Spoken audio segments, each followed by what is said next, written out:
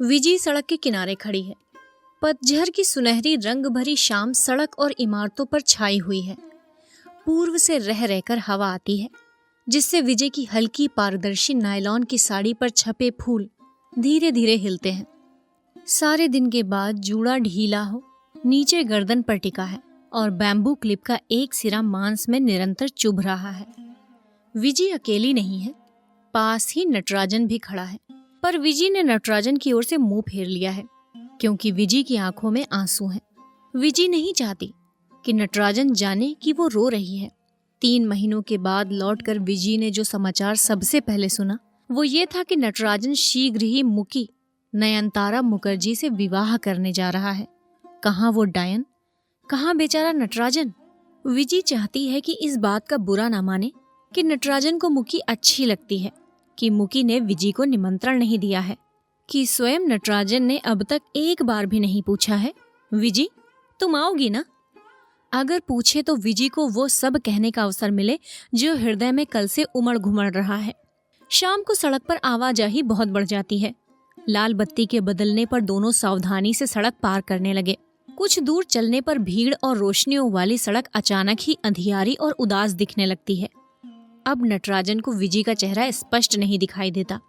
यहाँ खड़े होकर वो विजय का सिर अपने सीने से लगा लेना चाहता है, क्योंकि उसका उदास सा दुखी चेहरा नटराजन से देखा नहीं जाता।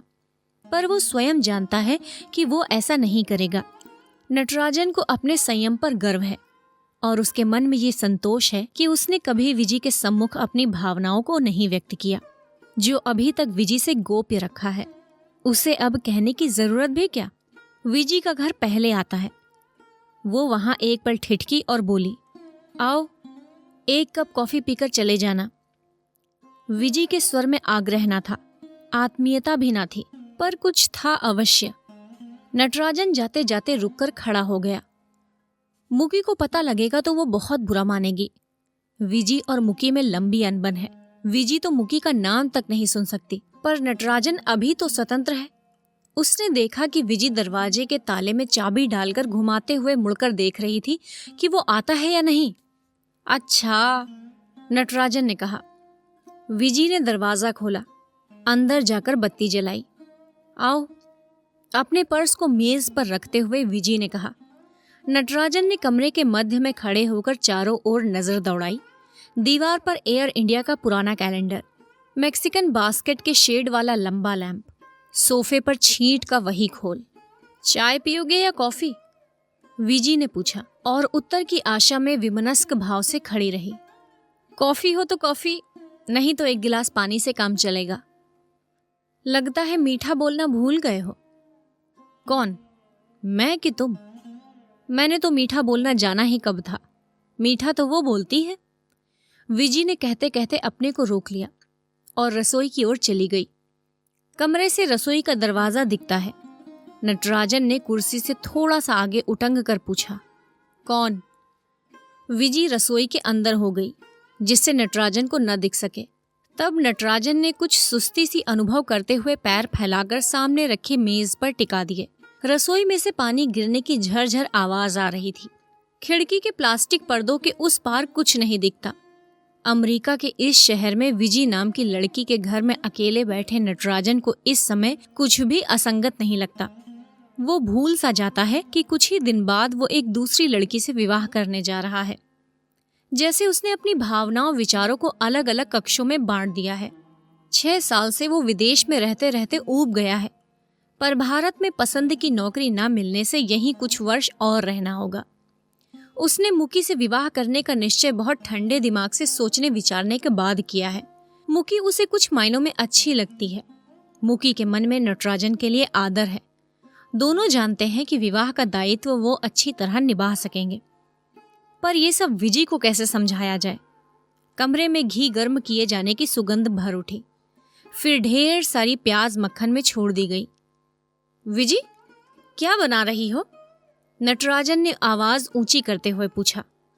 स्टेनलेस स्टील की कड़छी हाथ में पकड़े विजय ने रसोई से थोड़ा सा इधर आकर कहा, यूं ही कुछ थोड़ा सा। कितनी बार बताया कि पहले सरसों के दाने चटका लिया करो, प्याज पहले डालने से वो ठीक से नहीं चटकते। नटराजन कहते कहते कुर्सी से थोड़ा उठा, फिर बैठ गया। आज वो विजी का अतिथि है।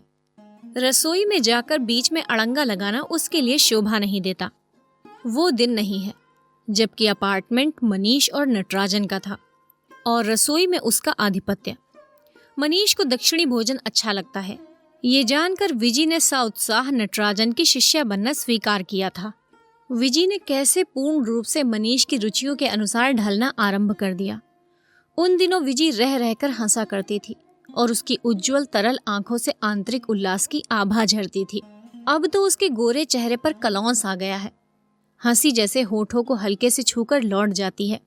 विजी 2 तश्तरियों में उपमा ले आई और मेज पर रखकर कॉफी लेने वापस लौट गई। नटराजन की एक्सपर्ट आंखें देख रही हैं कि प्रिपरेशन ठीक नहीं है। सूजी कहीं कहीं जल गई है, पर कॉफी लाकर विजी ने तश्तरी उसे दी तो वो चुपचाप खाने लगा। विजी ने स्वयं भी 2 चम्मच उपमा खाकर तश्तरी रख दी और कहा, ठीक नहीं बनाना। उस क्षणांश में जैसे पहले वाली प्रफुल्ला हासिनी विजी इस क्लांत मुख में झांक गई। नहीं तो अच्छा है, नटराजन ने कहा। उसे लगा जैसे इस बीच विजी ने अपने को थोड़ा सा और दूर हटा लिया है। दोनों के बीच की दूरी, अनकही बातों की दीवार बढ़ती जा रही है। विजी ने कॉफी का प्याला उसकी ओर बढ़ाया। नटराजन ने प्याला थामते हुए वातावरण को यथासाध्य सहज बनाने के प्रयत्न में पूछा, वॉशिंगटन कैसा लगा विजी? यहाँ कब तक रहने का इरादा है? वॉशिंगटन में मैंने एक नाटक देखा था जो बहुत पसंद आया, छोटी मछली बड़ी मछली, जिसमें बड़ी मछली छोटी मछलियों को निगलती रहती है। तब से कभी कभी सोचती हूँ कि क्या छोटी मछली उलटकर वार भी नहीं कर सकती। कहकर वो अनमनी सी हंसी। तुम नहीं समझोगे, बहुत उलझी बिखरी मानसिक प्रक्रिया होती जा रही है मेरी। घर में सब ठीक है? पिता, भाई बहन? विजी ने इस प्रश्न पर चकित आंखें उठाई और कहा, वे लोग मुझे चिट्ठी ही कहाँ लिखते हैं, तुमने उन्हें सूचना नहीं दी? इतना लड़ भिड़कर इतने गर्व के साथ चली आई थी, ये किस मुख से लिखती कि शादी टूट गई है? मनीष का जी मुझसे भर गया है। विजी की बात में हल्की हल्की कड़वाहट है। नटराजन नहीं चाहता कि ये बात आगे बढ़े। विजी और मनीष के विवाह न करने में मुकी का जितना हाथ रहा है, नटराजन से छिपा नहीं। इस नाटक का वो अद्योपांत दर्शक रहा है। थोड़ी कॉफी और दोगी विजी? उसने पूछा। बाहर अंधेरा गाढ़ा हो गया है। कमरे में लैंप शेड की झिंझरियों से निकलकर दीवार पर गिरता प्रकाश अच्छा दिखता है। विजी ने अपने बालों में अटका क्लिप निकालकर मेज पर रख दिया और सिर को धीरे धीरे कई झटके दिए जिससे बाल पूरे खुल जाएं। और तुम कैसे हो? ठीक हूं। और तुमने समाचार तो सुना ही होगा? नटराजन ने हल्के से पूछा, पर झगड़ने का मूड अब विजी पर नहीं था। वो एकाएक असीम थकान से भर उठी। दाईं बाह फैलाकर उसने सोफे पर टिका दी। हाँ। विजी के स्वर से नटराजन को कुछ अंदाजा न हुआ कि विजी की क्या प्रतिक्रिया है, पर विजी ने सायास आंखें पूरी खोलकर पूछा, अच्छा नटराजन, तुम्हें वो बहुत पसंद है? बहुत अच्छी लगती है, उसके बिना रह नहीं सकते। नटराजन चौंक गया। एकाएक कुछ उत्तर न देकर वो विजी को देखता रह गया। जानती हूँ, विजी ने कहा। उसकी आंखें लंबी लंबी हैं, वो सोफिस्टिकेटेड है, कार चलाती है, अंग्रेजी में कविताएं लिखती है, पीली मछलियां पालती है। वो सभी को अच्छी लगती है, तुम्हें, मनीष को, सबको। पहले विजी का कंठ रुद्ध हुआ, फिर ढेर सारे आंसू आंखों से उमड़ आए, पर वो कहती गई, मैं उसके आगे क्या हूं? अत्यंत क्षुद्र, उपेक्षणीय। मुझे तो तुम निमंत्रण पाने तक का अधिकारी भी नहीं समझते। नटराजन उठकर विजी के पास बैठ गया। कैसी पागल की सी बातें कर रही हो विजी? तुम्हें क्यों नहीं बुलाएंगे? मुकी आजकल बहुत बिजी है, इसी से निमंत्रण भेजने में देर हो गई होगी। नटराजन कह रहा है और मन ही मन अपने को धिक्कार रहा है। क्यों उसमें स्पष्ट बात कहने का साहस नहीं है। अनेक बार चाहने पर भी मुंह से विजी को न जता सका कि वो उसके लिए कितनी प्रिय है। 6 वर्षों के इस दीर्घ प्रवास में अनेक युवतियों से उसका परिचय हुआ, पर विजी के मात्र नैकट्य से उसमें जो प्रतिक्रियाएं होती थी वो नटराजन के लिए एक नया ही अनुभव थी। पूरी तरह जानते हुए कि विजी मनीष की वाग्दत्ता है, कि कुछ ही महीनों बाद दोनों विवाह कर लेंगे, नटराजन को विजी के बारे में सोचना भला लगता था। दिन भर अपने को काम में व्यस्त रखने पर भी ये आशा मन में जगी रहती कि शाम को शायद विजी मनीष से मिलने आए। मनीष के पास उन दिनों पैसों की बहुत तंगी थी, इसलिए विजी को अधिक घुमाने फिराने के बजाय वो संध्याएं अपार्टमेंट में बैठकर बियर पीते और संगीत सुनते हुए गुजारते थे। विजी इधर उधर अत्यंत उदास भाव से मंडराती थी और नटराजन दोनों के अकेलेपन में बाधक न बनकर अपने कमरे में लेटा पुस्तक पढ़ता हुआ दीवार के उस पार विजी की हंसी सुना करता था और एक सुगंध सी सारे घर में छाई रहती थी। पर वे दिन अब नहीं हैं। नटराजन अब बैठकर उन खो गए दिनों की याद में सिर नहीं धुनेगा। अगले सप्ताह वो नयनतारा मुखर्जी नाम की एक सोफिस्टिकेटेड लड़की से शादी करेगा। वो मनीष और विजी के साथ जिस दायरे में घिर गया था उसे काट फेंकेगा। मुगी फाइन आर्ट्स की छात्रा है। वो तांबे के पात्र गढ़ती है, चित्र बनाती है। नटराजन ने विवाह से पहले ही अपने बैंक के अकाउंट में उसका नाम भी चढ़वा दिया है और उसे पूरी छूट दे दी है। मुकी की राय से एक नई अपार्टमेंट बिल्डिंग की 5वीं मंजिल पर 3 कमरों का फ्लैट ले लिया गया है। मुकी ने डैनिश पद्धति का फर्नीचर ऑर्डर किया है और उसकी एक मित्र पर्दे बना रही है। मुकी ने खुद को नए घर को सजाने में व्यस्त कर लिया है। नहीं, मुकी के साथ घर जमा कर रहना नटराजन को बुरा नहीं लगेगा, पर यहाँ बैठे बैठे मन में वेदना की एक खरोंच बाकी है। ये पास बैठी रुदिता विजी मन में जितनी अपनी है वो शायद मुकी कभी नहीं होगी। नटराजन एक दर्शक रहा है, उसे इससे अधिक प्राप्त न होगा। नटराजन एकाएक कठोर हो गया। ऐसी छिन्न दलित तो विजी कभी न थी। बंधु बांधवों से दूर, सुबह से शाम तक परिश्रम के बाद अकेले संध्या और रात बिताते हुए विजी को कैसा लगता होगा, इसका नटराजन कुछ कुछ अनुमान लगा सकता था। और ऐसी साधना मनीष के लिए, मनीष जिसने एक बहुत ठंडे अनासक्त भाव से नटराजन से कह दिया था, विजी के लिए मेरे मन में अब कुछ नहीं बचा।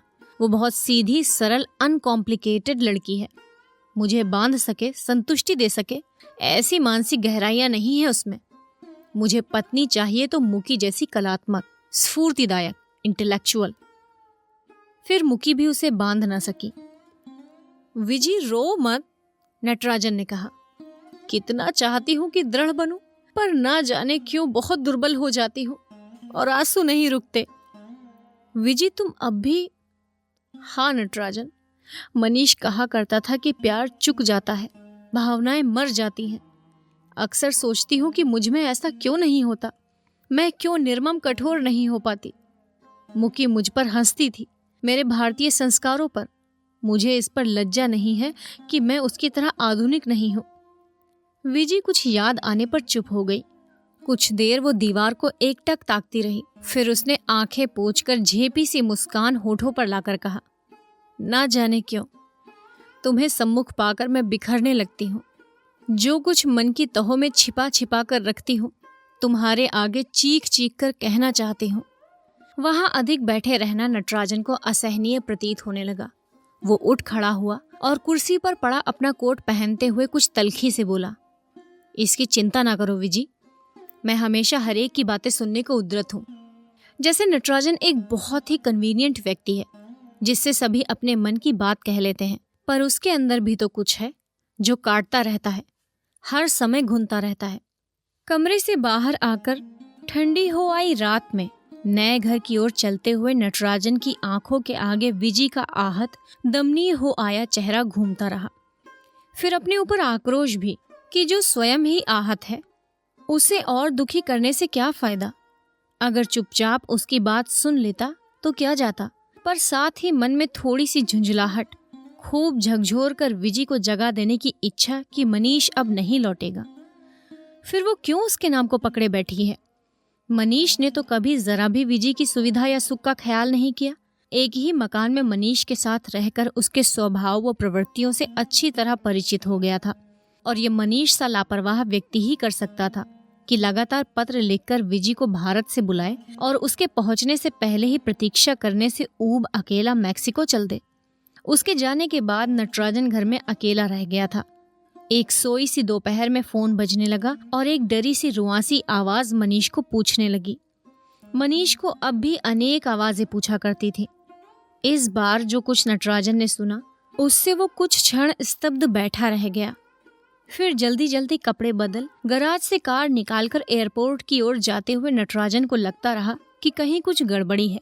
मनीष की मंगेतर भारत में है, दोनों की कॉलेज से मैत्री रही है, ये उसे मालूम था, पर वो यहाँ अचानक आ पहुंचेगी इसका उसे अनुमान भी न था। मनीष की आर्थिक स्थिति भी अभी विवाह कर गृहस्थी बसाने की न थी। एयरपोर्ट पहुंचकर नटराजन ने लाउंज के द्वार पर खड़े होकर चारों ओर देखा। अलग हटकर एक कुर्सी पर बैठी विजी सहज ही दृष्टि में आ गई। पास जाकर अपना परिचय देते हुए नटराजन को विस्मय का दूसरा झटका सा लगा। जिस स्मार्ट सेट में मनीष रहता था उससे विजी भिन्न थी। उसके वस्त्र, केश विन्यास और झिझकते हुए स्वर में स्पष्ट निम्न मध्यम वर्गीयता थी। नटराजन ने उससे कुछ मिनटों तक क्या बातें की ये उसे स्वयं याद नहीं, पर उसका सार ये था कि वो चिंतित ना हो, नटराजन उसके रहने का प्रबंध कर देगा और शाम को वो फोन पर मनीष से बातें कर ले और फिर जैसा भी कुछ निश्चय हो। ये सब कहते हुए नटराजन को गोरे चेहरे पर दो बड़ी बड़ी तरल विश्वास भरी आंखों का ही ज्ञान रहा। उसी क्षण उसके मन में उस पर छाह करने, उसे कभी कोई कष्ट न होने देने की भावना जन्माई। विजी उसके साथ आकर कार में बैठ गई और कार जब शहर की ओर चली तो विजी अपने को संयत न कर सकी। नटराजन की ओर पीठ करते हुए वो दाईं ओर थोड़ा सा मुड़कर बैठ गई और बाहों पर सिर रखकर रोती रही। कितनी दुबली पतली असहाय सी लग रही थी तब। नटराजन के मन में मनीष के प्रति अत्यंत क्रोध उमड़ आया।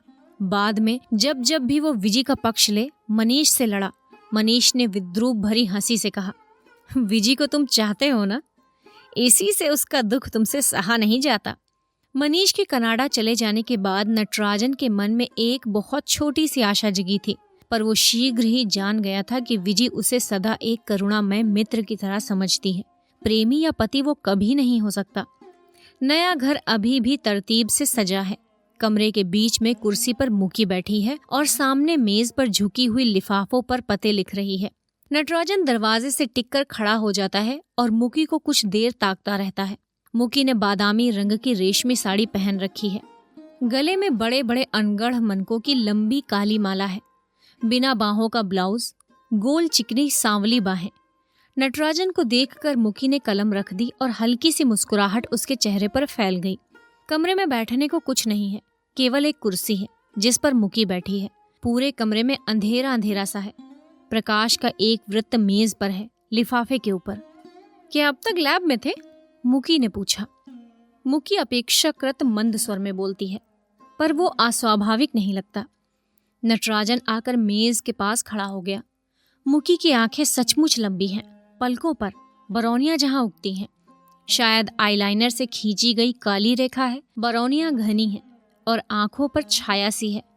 माथे से ऊपर संवारे गए बाल कानों को पूरा ढके हुए हैं। होंठ बहुत फीके गुलाबी, पर यह सब कुछ मुकी पर बहुत फबता है। मुकी के व्यक्तित्व में ठहराव है। वो जो कुछ सोचती है उसे आवेष्टित करती है। विजी की तरह तुरंत विचलित या खुली हुई नहीं है। नटराजन ने चाहा कि वो विजी और मुकी की तुलना करना छोड़ दे, पर वो ऐसी आदत बन गई है कि सहज नहीं छूटती। नटराजन ने एक निमंत्रण पत्र उठा लिया और कहा, तुमने विजय लक्ष्मी को निमंत्रण भेज दिया? उसकी आंखें मुकी के चेहरे पर स्थिर हैं, पर उसमें कोई परिवर्तन नहीं होता। अभी नहीं भेज पाई हूं, नटराजन ने निमंत्रण पत्र लिफाफे में डालते हुए कहा। ये मैं रखे ले रहा हूं, कल दे दूंगा। मुकी ने हाथ बढ़ाया और लिफाफा नटराजन से ले लिया। तुम क्यों कष्ट करोगे, मैं ही भेज दूंगी। बात खत्म हो गई। मुकी को यह प्रसंग अच्छा लगा या नहीं, नटराजन के पास ये जानने का कोई साधन नहीं था। उसने खाली कमरे में एक चक्कर लगाया। अभी नया फर्नीचर नहीं आया है। मुकी अपने पुराने फ्लैट से थोड़ा थोड़ा सामान लाती जा रही है। शयन कक्ष में बक्स, किताबें, कैनवास दीवार के किनारे किनारे रखी हुई हैं। रसोई घर में उपहार रूप में आया तमाम सामान इकट्ठा हो गया है। मुकी हर काम बड़ी निष्ठा और चाव से कर रही है, पर नटराजन क्यों अपने को इस उत्साह में नहीं डुबा पाता। प्यार की बातें दोनों के बीच कभी नहीं हुई। यद्यपि काफी समय दोनों ने साथ बिताया है, घूमने फिरने, पार्टीबाजी और उत्सवों में जाने में। मुकी ने कभी ना प्यार मांगा, ना प्यार देने का वादा किया। जैसे दोनों ने ही सहज भाव से ग्रहण कर लिया कि विवाह के बाद सब ठीक हो जाएगा। पर अब नटराजन के मन में कुछ संशय जाग उठा। विजय अब भी मन को बांधे हुए है। शायद मुकी भी मनीष को मिस करती हो। नटराजन को अपने बारे में भ्रम नहीं है। मनीष को स्त्रियां सहज ही आकर्षक पाती हैं। नटराजन दुबला पतला, मंझोले कद का, बहुत कुछ स्त्रैण प्रवृत्ति का युवक है। कम बोलता है, अपने में सिमटा घिरा रहता है। मुकी को रिझा सके ऐसा है ही क्या? नटराजन ने देखा मुकी हाथ का काम छोड़कर उसे एकटक देख रही है।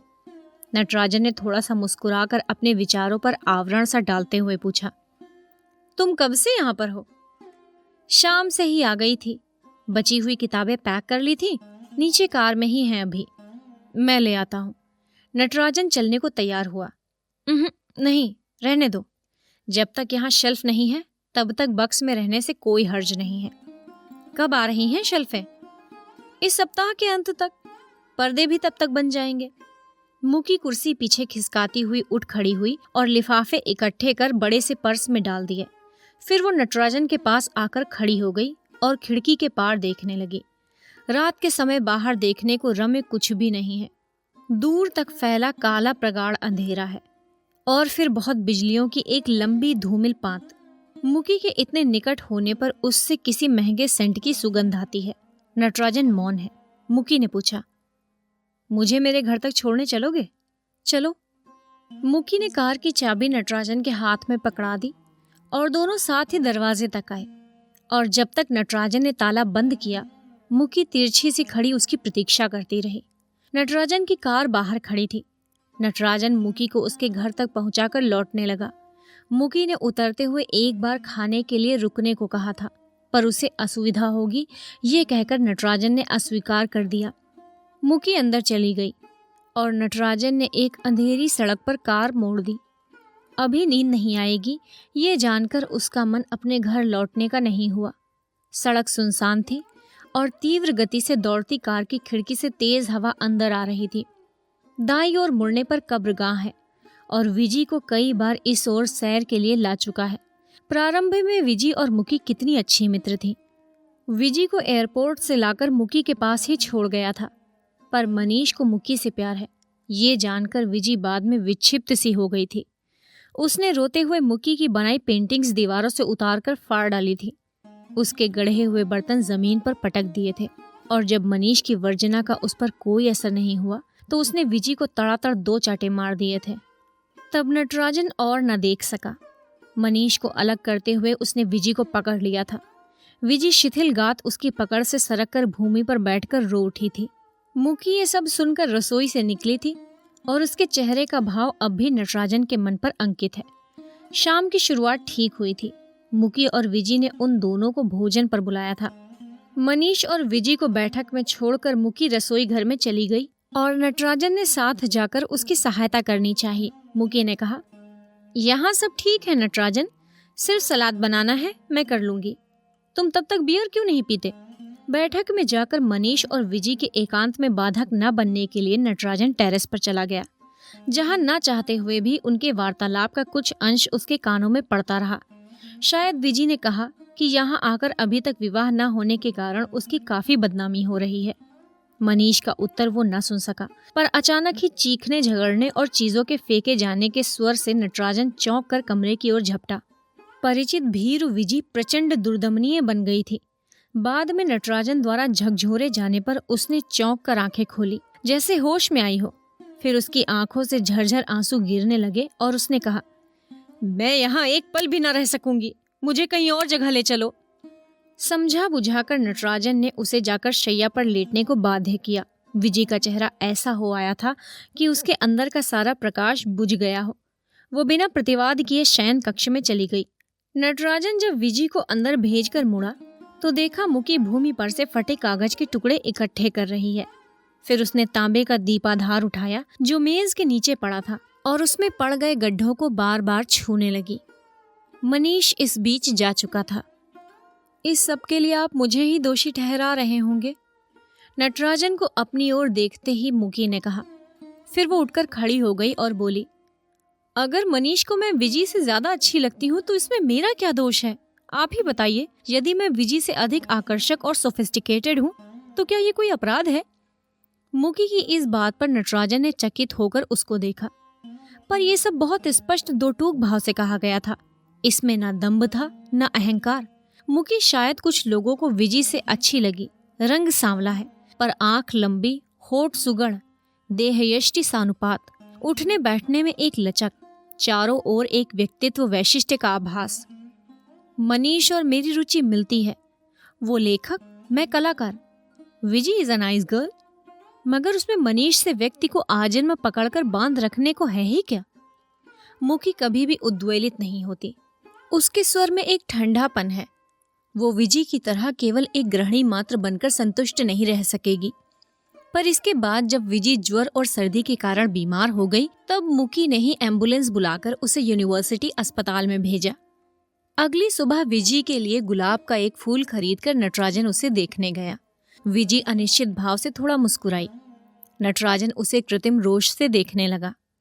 कुछ देर दोनों चुपचाप रहे। तकिए के सिरहाने टिकी विजी हाथों में गुलाब की लंबी डंडी घुमाती रही। फिर पतली सी आवाज में बोली, एक काम कर दोगे? कहो। कहीं एक छोटा सा सस्ता सा अपार्टमेंट ढूंढ दो। मैं उस डायन के साथ नहीं रहूंगी। आगे इस पर बात नहीं हुई। इधर उधर की छोटी छोटी निरर्थक बातों में समय बीत गया। दोनों ही ओर एक तनाव सा था।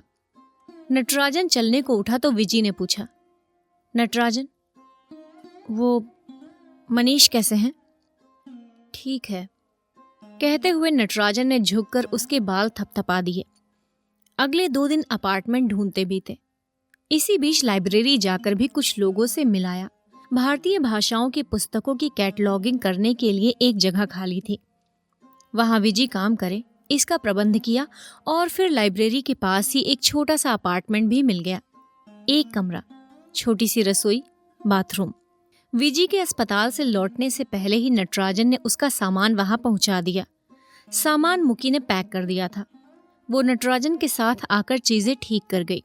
बाजार से थोड़ा जरूरी सामान, फल, दूध, मक्खन आदि लाकर रेफ्रिजरेटर में रख दिया। फिर उदास सी दीवार पर एयर इंडिया का कैलेंडर लगा दिया। ना चाहते हुए भी नटराजन को लगा मुकी भली है, मुकी उदार है, और इसी से मन में थोड़ी सी श्रद्धा जागी। विजी ने लौटकर पहली बार अपना नया घर देखा। कुछ देर चुपचाप खड़ी रही, फिर कहा, तुमने सामान जमाने की जहमत क्यों की? वो तो मुकी आकर ठीक कर गई, मुझे कुछ करना नहीं पड़ा। ओह, विजी ने कहा और दूध की बोतल सिंक में उलट दी। विजी? मेरे सामने फिर उसका नाम मत लेना नटराजन, विजी ने कहा। इसी स्मृति से जुड़ा एक और प्रसंग है। नटराजन प्रायः विजी की ओर चला जाता था। चाहता था कि उसे किसी तरह उलझाए रखे, जिससे विजी को अधिक सोच विचार करके अपने को दुखी करने का मौका ना मिले। कभी उसे सिनेमा ले जाता और यदि समय हुआ तो 30-32 मील दूर वॉशिंगटन, विशेषकर जब मार्च अप्रैल में वहां चेरी के फूल खिलने लगे। पहली बार विजी ने गहरे नीले रंग की साड़ी पहनी थी।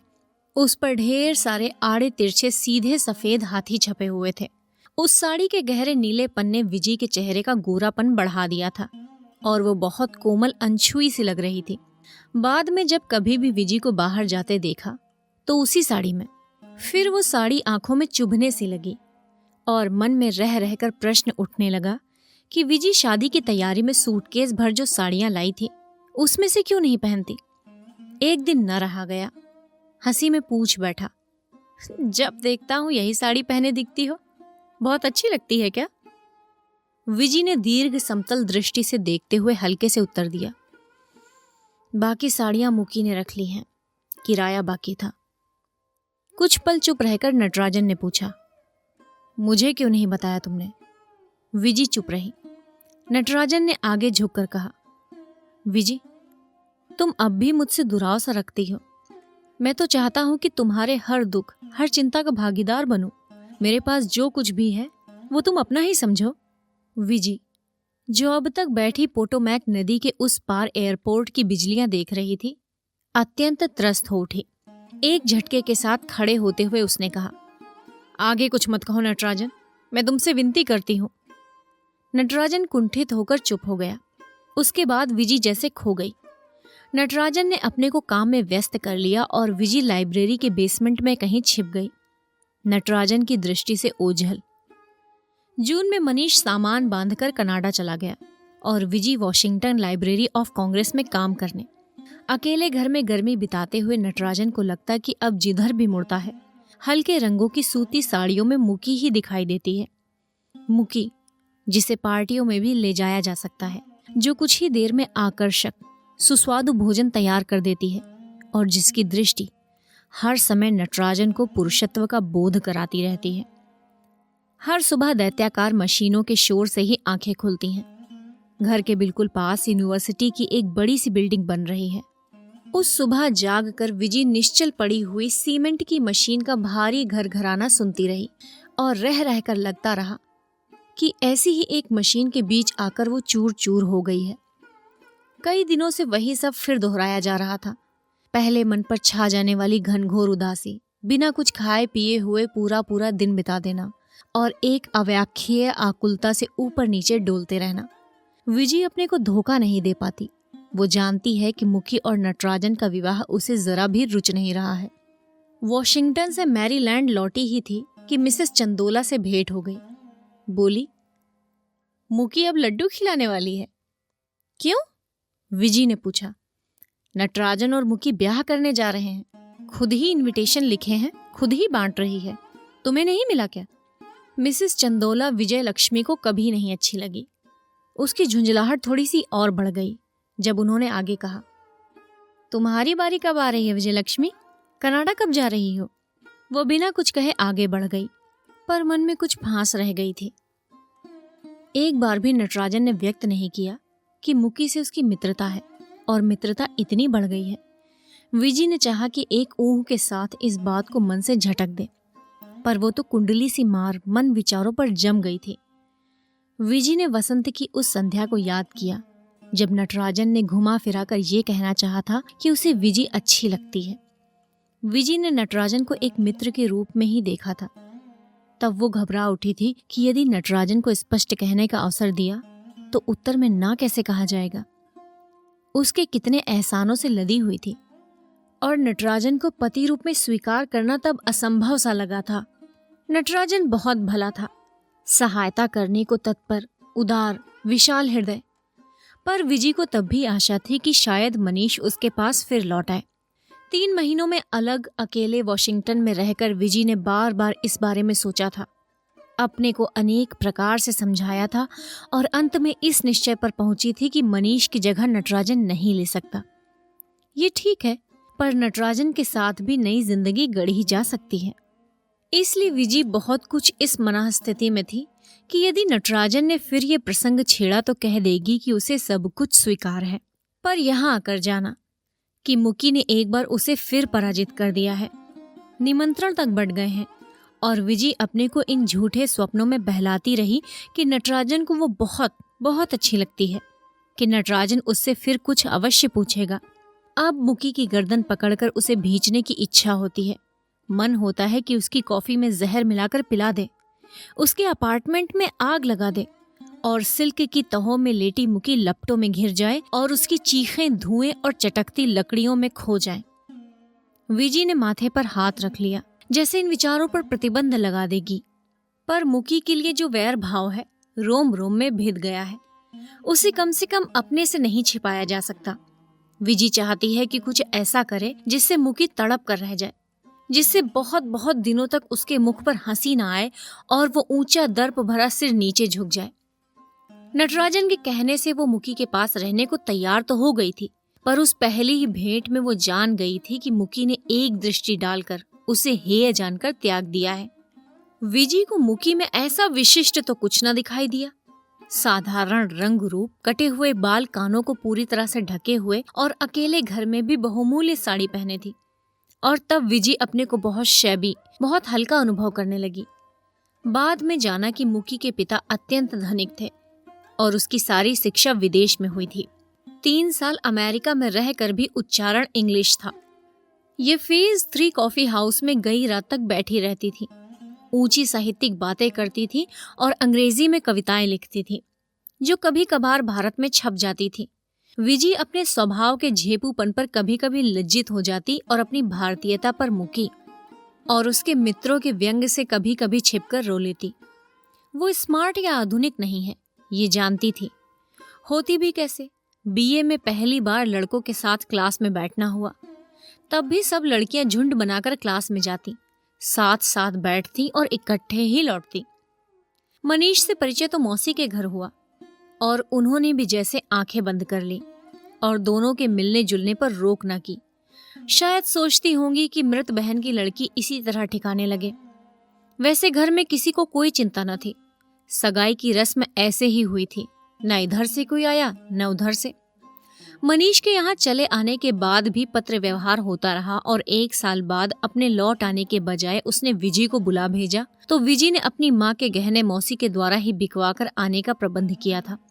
पिता नाराज हुए थे, विमाता भुनभुनाई थी, पर गहने नाना के दिए हुए थे, इसलिए किसी का वश न चला। पर यहाँ पहुंचने पर पाया कि मनीष मैक्सिको गया है। ये बात विजी को बहुत खटकी थी, पर करती भी क्या। उन लंबे कार्यहीन दिनों को नटराजन ने ही भर दिया था। अपनी लैब से छुट्टी पाकर रोज ही उसे सैर के लिए ले जाता। कभी कभी वॉशिंगटन में पूरा दिन बीत जाता। तब मुकी ने अजीब बहकी बहकी बातें करनी शुरू कर दी। एक दिन बोली, मनीष लौटने पर पाएंगे कि उनकी भावी पत्नी को उनके मित्र ने हड़प लिया है। कि क्या? विजी ने अचकचाकर पूछा। कैसी भोली हो, उनकी आंखें नहीं देखती, तुम्हारे चेहरे से हटती नहीं है। नटराजन की तो लैब थी और वो थे, किसी लड़की से मतलब न था। अब रोज वॉशिंगटन की सैर होती है, कभी लिंकन मेमोरियल घुमाया जा रहा है, कभी जेफरसन। मुकी उस समय कैनवस पर रंग लगा रही थी। ब्रश को थोड़ा सा हवा में उठाकर बोली, और विजी, यदि तुम्हारी जगह मैं होती तो दोनों में नटराजन को ही चुनती। 6 साल से यहाँ है, पीएचडी है, इंडिया जाकर जोरदार नौकरी मिलेगी, यहाँ भी 8,000 तो मिल रहे होंगे। मनीष के पास तो एक टुटपुंजिया फेलोशिप ही है। विजी से कुछ देर कुछ भी कहते ना बना। फिर उसने कहा, कैसी बातें करती हो मुकी, नटराजन मेरे लिए बड़े भाई के समान है, मैं उन्हें इसी दृष्टि से देखती हूँ। मुकी हंसने लगी। ब्रश रखकर उसने आगे झूलाए बालों को पीछे करते हुए कहा, तुमने भी क्या वही संकुचित गली मोहल्ले वाली बात कही। नटराजन तुम्हारे भाई कैसे हो गए? वो मैसूर के हैं, तुम पटना से आई हो। तुम में और नटराजन में केवल एक रिश्ता है, तुम एक सुंदर स्वस्थ युवती हो और वो एक ऐसे युवक हैं जिन्हें तुम अच्छी लगती हो। ऐसी सिचुएशन में मालूम है क्या होगा? बस मुकी, मुझे और कुछ नहीं सुनना। मुझे और मेरी मान्यताओं को तुम अलग छोड़ दो, विजी ने बुरा मानते हुए कहा। और अब ये विवाह होने जा रहा है, उसमें निश्चय ही नटराजन से अधिक उसके वेतन व भविष्य की संभावनाओं का ख्याल किया होगा मुकी ने। विजी को ये दृढ़ विश्वास है, पर दुख तो इस बात का है कि नटराजन कैसे मूढ़ हो गया। क्या वो मुकी की असलियत नहीं समझता? विजी ने उठकर चाय का पानी स्टोव पर रख दिया और हथेली पर 2 एस्पिरिन की टिकिया रखकर उन्हें कुछ देर देखती रही। पटना में सब कुछ वैसा ही होगा। विमाता का बुदबुदाना, पिता की लंबी चुप्पियां या खीज, झुंझलाहट भरा स्वर, छोटी बहन का रेडियो के साथ फिल्मी गीत गाना। क्या कभी किसी को उसकी, विजय लक्ष्मी की, कभी भी याद ना आती होगी? इन 1.5 सालों में कितनी दूर आ गई है वो। मुड़कर देखने से मन में ऐसा आश्चर्य सा भर जाता है कि क्या कभी जिंदगी इससे भिन्न भी थी। अब तो लाइब्रेरी का बेसमेंट है और किताबों के ऊंचे ऊंचे ढेर हैं। कभी कभी काम करते कुछ याद आ जाता है, मनीष की बाहों की कसी जकड़, उसका मुस्कुराना और कभी कभी वो क्रूर शब्द। तब विजी यहाँ से कहीं दूर चली जाना चाहती है। वो जानती है कि वापस लौटना असंभव सा ही है। कहाँ से आएंगे किराए के पैसे और किस मुंह से पिता की देहरी पर जाकर खड़ी होगी? कहीं और नौकरी कर सकती है, पर जैसे विजी के अंदर की समस्त शक्ति रिस गई है। उस छोटी सी रसोई में खड़ी विजी सोचती है कि औरों की तरह सरल सहज जीवन क्यों नहीं हुआ उसका। कब अजाने ही कुछ ऐसा घट गया जिससे वो औरों से अलग छिटक गई। यदि मनीष पर विश्वास न किया होता तो शायद इस दशा तक न पहुंचती। यदि मुक्त सी कुटिलता आती तो भी आज अकेले यूं अपने से द्वंद्व न करना पड़ता। चाय का पानी उबलने लगा। एंजाइम लैब से लाइब्रेरी तक पहुंचने में 7-8 मिनट लगते हैं, पर 4:45 बजे लैब से निकलकर वहां पहुंचने तक नटराजन ने 15 मिनट लगा दिए और तब पाया कि विजी अभी अभी लाइब्रेरी की सीढ़ियां उतर रही है। नटराजन को देखकर वो थोड़ा सा मुस्कुराई और आकर लाल बत्ती के पास खड़ी हो गई। 8 घंटे कड़े श्रम के बाद मुख क्लांत हो ही जाता है, पर उसके व्यवहार में कल जैसी रुखाई न थी। अधिक बातें न हुई और सड़क पार कर दोनों अपनी गली में आ गए। विजी का घर पहले आया और पिछले दिनों की तरह फिर कॉफी के लिए पूछा गया। स्वीकृति देकर नटराजन अंदर आया तो एकाएक मस्तिष्क में कौंध गया कि यदि विजी ने उससे कॉफी के लिए न पूछा होता, उसे उसके रास्ते चला जाने दिया होता तो बहुत बुरा लगता। नटराजन विजी के पीछे पीछे रसोई तक चला गया और बोला, एक प्रार्थना है। क्या? विजी के प्रश्न भरे नेत्र उसके मुख पर ठिठक गए। आज खाने को कुछ न बनाना। उसके कहने के ढंग पर विजी थोड़ा सा हंस दी। नटराजन को वो हंसी उजली धूप सी सुखद लगी। बहुत बुरा बना था ना, फिर भी तुमने खा लिया। विजी की रसोई इतनी छोटी है कि 2 लोग खड़े नहीं हो सकते। सिंक में एक प्लेट पर पानी गिर रहा था। विजी ने कॉफी नाप कर परकोलेटर में डालते हुए कहा, तुम चलकर बैठो, मैं अभी आई। नटराजन वापस लौट आया। कुछ देर में जब विजी लौट कर आई तो टूटी हुई मैत्री पुनः स्थापित हो गई है, ऐसा ही कुछ भाव उसके मुख पर था। नटराजन ने मेज पर पैर टिका लिए थे, उन्हें समेट लिया और कहा, तुम्हारे किसी काम में बाधा तो नहीं दे रहा हूं विजी? ना। विजी ने अपनी साड़ी की सिलवटें चिकनी सी करते हुए कहा, व्यस्त तो तुम होंगे आजकल। कुछ विशेष नहीं, अगले सप्ताह छुट्टी पर जाने से पहले लैब में थोड़ा काम निपटाना है बस। अपार्टमेंट तो ठीक हो गया है, फर्नीचर आने पर जमाना बाकी है। विजी कल से अधिक रिलैक्स लग रही थी। उसने हरे रंग की बिना किनारे की सूती साड़ी पहन रखी थी। वो इधर काफी दुबली हो गई है, चेहरे पर पीलापन सा है, पलकें घनी हैं और नीचे तरल आंखें चमकती हैं। वो उसे एकटक देखता रहा। एक बात कहूं, बुरा तो ना मानोगे? विजी ने पूछा। रसोई में कॉफी परकोलेटर खुदबुद करने लगा और कॉफी की सुगंध पूरे कमरे में छा गई। कहो। बहुत आनंदित उत्सुक दूल्हे से दिखाई नहीं देते, कुछ अनमने, कुछ उदास से नजर आते हो। नटराजन चौंक गया। संभलने के लिए कुछ क्षण लेता हुआ बोला, जैसे कि तुम दिखती थी उन दिनों, उल्लसित, निरंतर मुस्कुराती हुई। विजी रसोई में जाकर परकोलेटर ले आई और मेज पर रखती हुई बोली, अब सोचती हूं कि वो भी क्या दिन थे। कितनी सपने, कितनी उमंगे, कितनी नादान, कितनी विश्वास भरी। इन 1.5 वर्षों में कितनी पक गई हूं, जैसे 10 वर्ष जी लिए हों। तुम्हें अकेले रहना अच्छा लगता है? अकेले रहना तो नटराजन किसे अच्छा लगता है। कभी खिन्न हो जाती हूँ, दीवार से सिर टकराना चाहती हूँ, फिर अपने को संभाल भी लेती हूँ, इसी में किसी उपलब्धि की चेष्टा करती हूँ।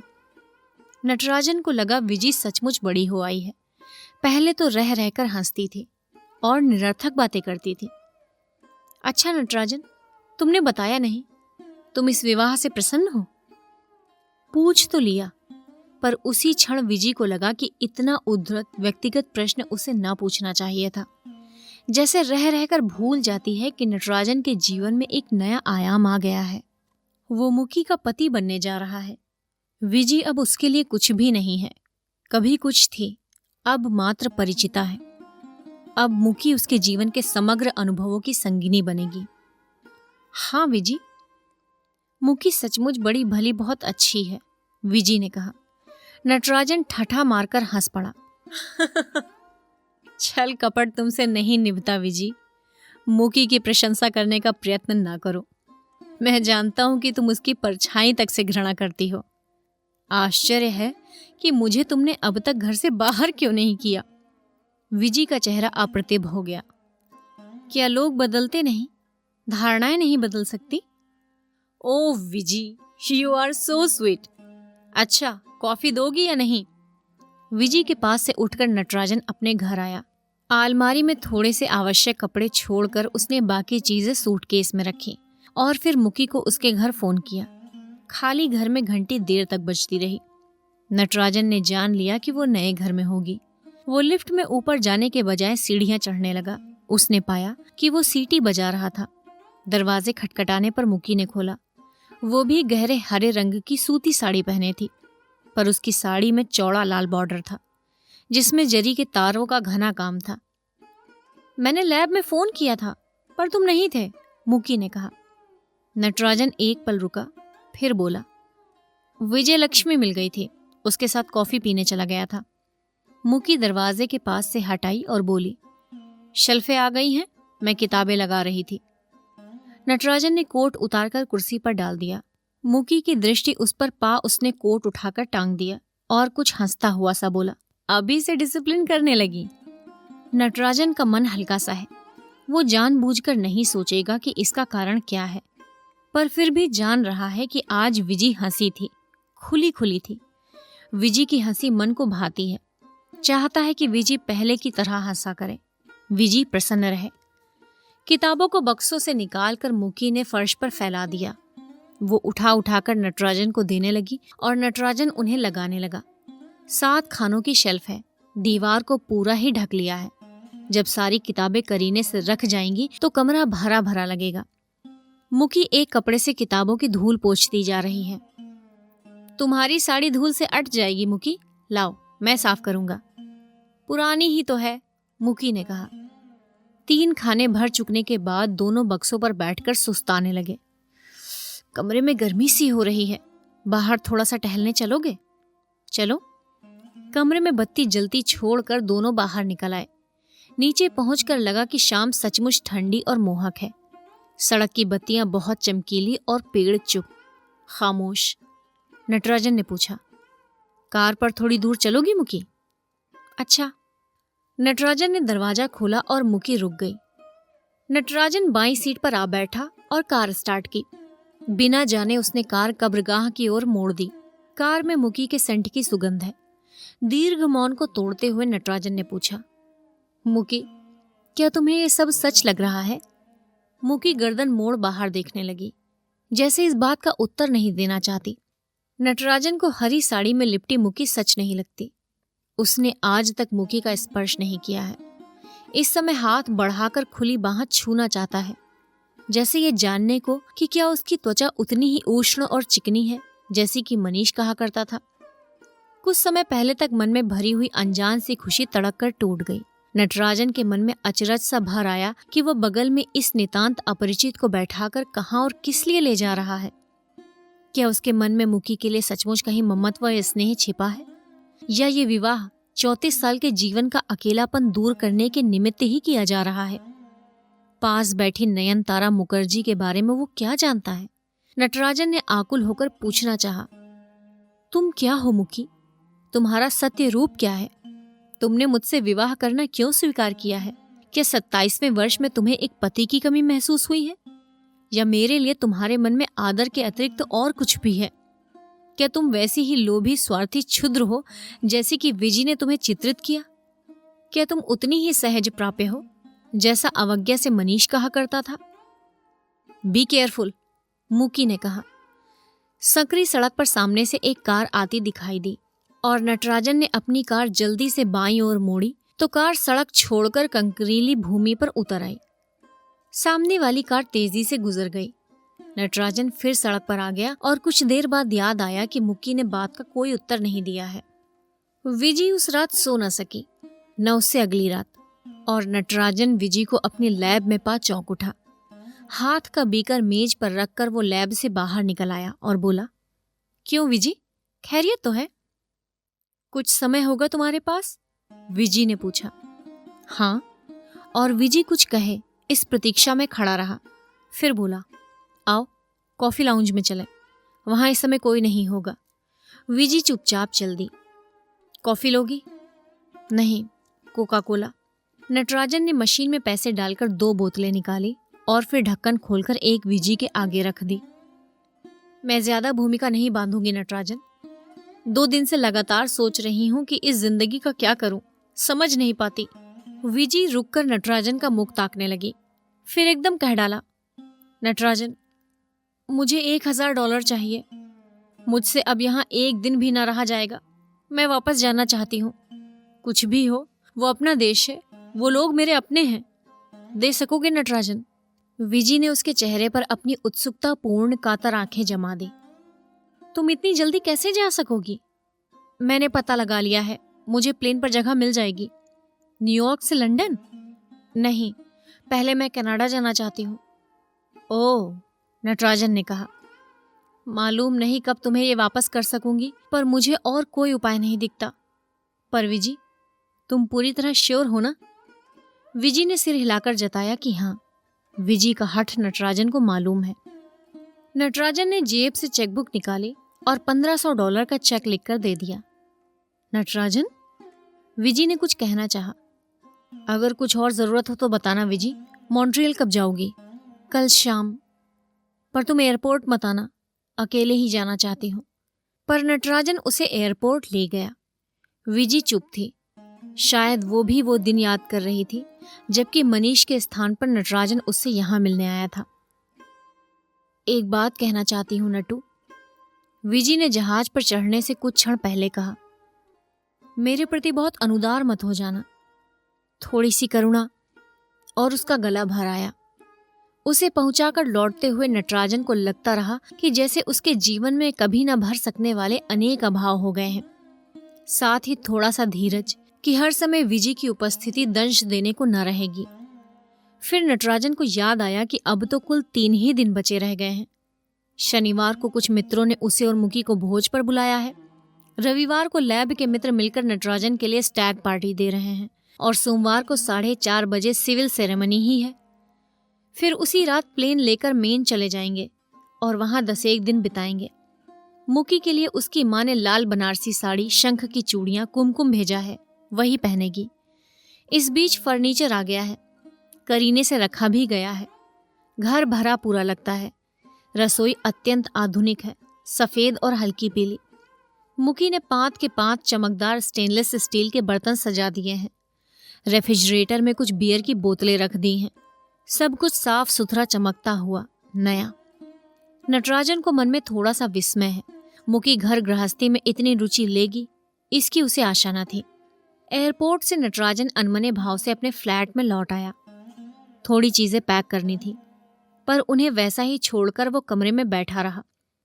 विजयलक्ष्मी जाते जाते भी एक बार मनीष से मिलने का मोह न छोड़ सकी।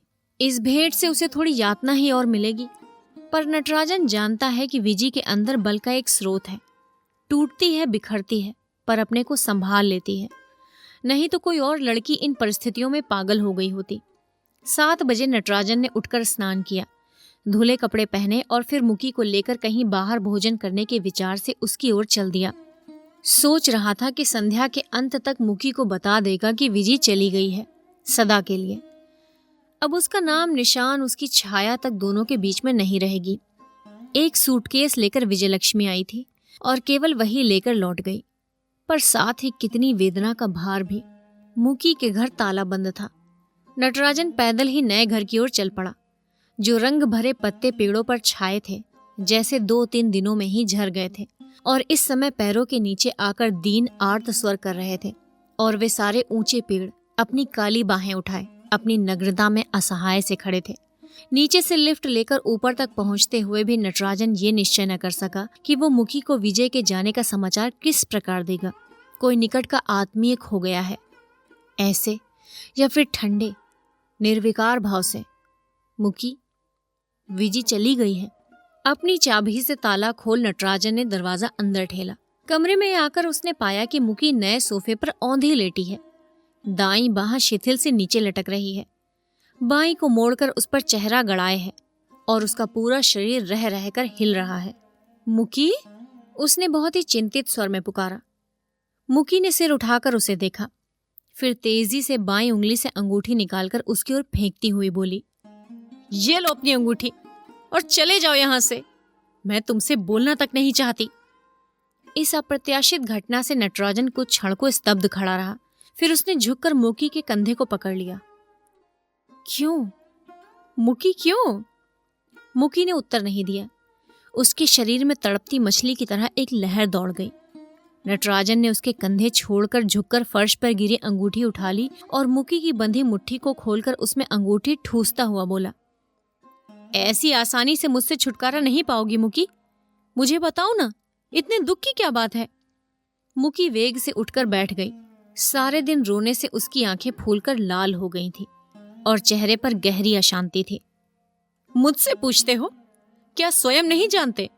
मुझे तो रह रहकर यही आता है कि तुम इतने झूठे चालबाज कैसे हो सके।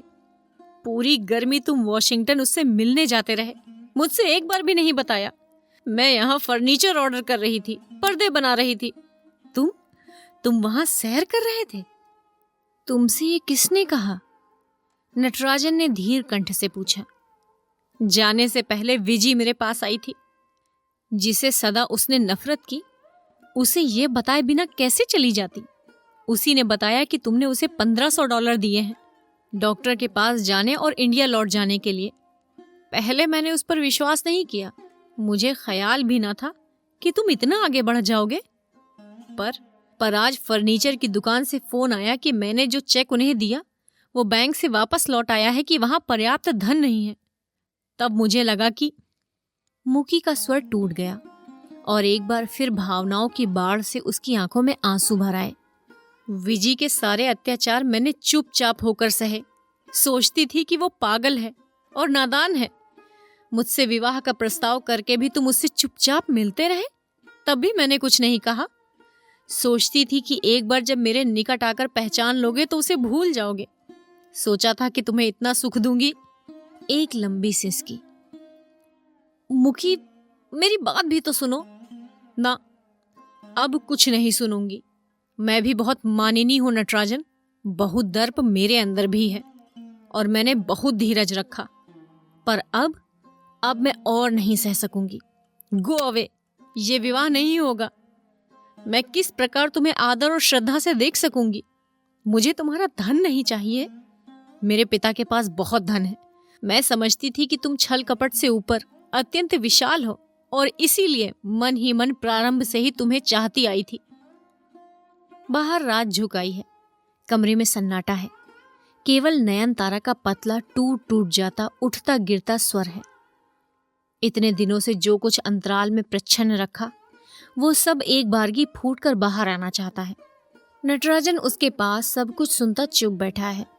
मुकी के शब्दों ने उसे हिला दिया है। वो समझ नहीं पा रहा है कि विजी ने चलते चलते ऐसा क्यों किया। उसे प्रतीक्षा है मुकी के थक कर चुप हो जाने की, तब वो धीर शब्दों में अपनी बात कहेगा। मन में आशा की नन्ही सी रेखा है, शायद नयनतारा उसकी बात पर विश्वास कर ले।